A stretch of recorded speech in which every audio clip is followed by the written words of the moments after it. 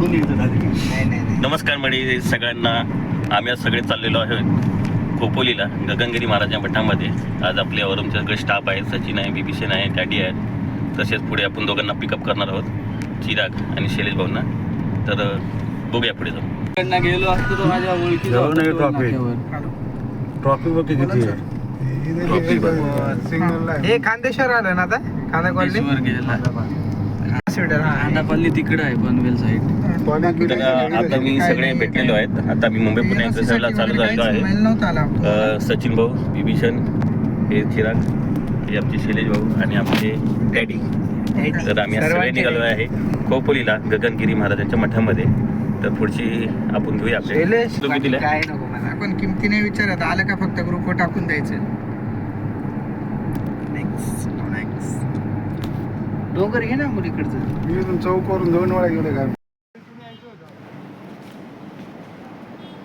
नमस्कार मंडळी, स्वागत आहे आपल्या व्लॉगमध्ये. आज आपण आलो आहोत रायगड जिल्ह्यातील खोपोली येथे असलेल्या श्री गगनगिरी महाराजांच्या पवित्र आश्रमात. हा आश्रम पाताळगंगा परिसरात असून अध्यात्म, योग साधना आणि शांत वातावरणासाठी ओळखला जातो. आता आपण बघितलं तर गगनगिरी महाराज कोण होते. तर श्री गगनगिरी महाराजांचे मूळ नाव श्रीपाद गणपतराव पाटणकर असे सांगितले जाते. त्यांचा जन्म सातारा जिल्ह्यातील पाटण तालुक्यातील मांदुरे येथे 1906 मध्ये झाला. लहान वयातच त्यांना अध्यात्माची ओढ लागली आणि ते नाथ संप्रदायामध्ये साधण्यात आले. पुढे त्यांनी भारतातील अनेक तीर्थक्षेत्र आणि हिमालय परिसरात भ्रमण करून साधना केली. खोपोली या मठाचं महत्त्व काय आहे. आपण ज्या ठिकाणी आलो आहोत ते खोपोली येथील गगनगिरी महाराजांचे आश्रम आहे.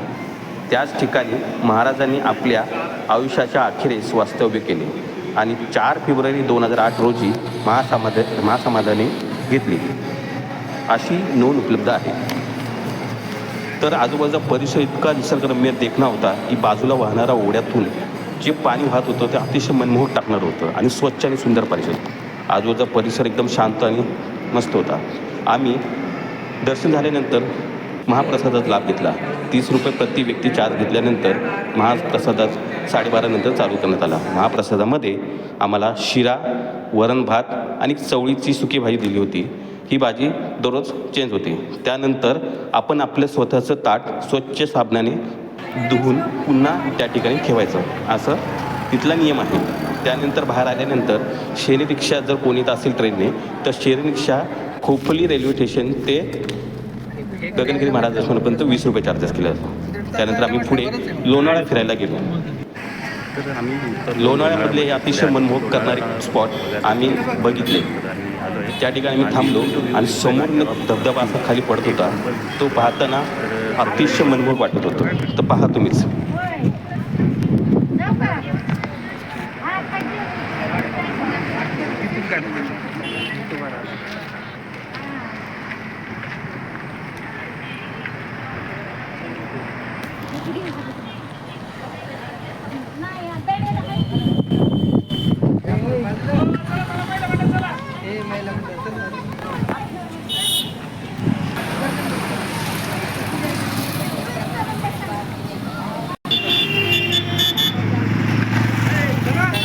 तिकडे गेले नको जायला.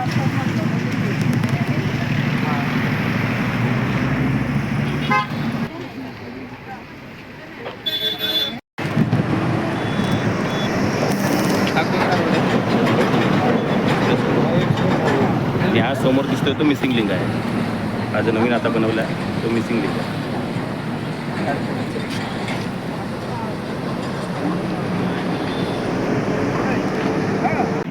लोणावळा घाटातील मिसिंग लिंक चालू झाल्यापासून घाटामधली बऱ्यापैकी ट्रॅफिक कमी झालेली आहे. बऱ्यापैकी म्हणत नाही तर जास्त प्रमाणात ट्रॅफिक कमी झालेली आहे. पूर्वी ह्या 2 ते 2.5 तास या घाटातून पुणे सातारा ठिकाणी प्रवास करताना लागायचा. तो आता बऱ्यापैकी कमी झालेला आहे आणि प्रवास अतिशय सुरक्षित आणि सुखकर झालेला आहे. धन्यवाद महाराष्ट्र सरकार. त्यानंतर आम्ही गेलो पुढे निघालो महडच्या गणपतीचं दर्शन करायला. महडच्या गणपती आपण तिथून पुढचा जो व्हिडिओ आहे तो पार्ट 2 मध्ये बघणार आहोत. पुढे पार्ट 2 मध्ये बाय. मित्रांसोबत खूप मजा आपली. बाय. आता हा व्हिडिओ तो कंटिन्यू संपूया. दुसरा व्हिडिओ आपण पुढे पाहू. तर जाताना एक मस्त वाईब होती. चला बाय बाय, टाटा.